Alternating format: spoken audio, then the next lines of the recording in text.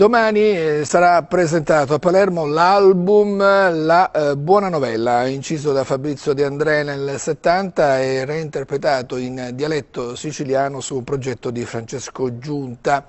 Deborah Verde ne parla con Dori Ghezzi, moglie dell'artista genovese. Sentiamo.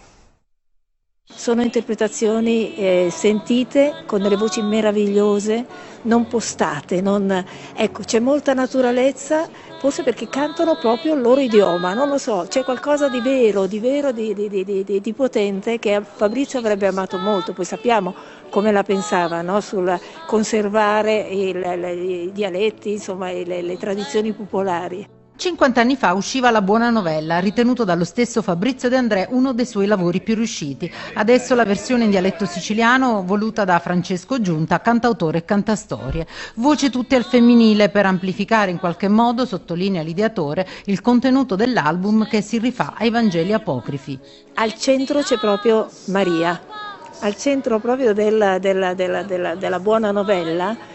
Alla fine ha messo anche lì la donna lui, no? Quindi è un po' il perno di tutta la situazione e di conseguenza ed è molto toccante. Sì. Mi sarebbe proprio piaciuto che lui avesse la possibilità di ascoltarlo, ma certamente lo ascolterà, sono certa.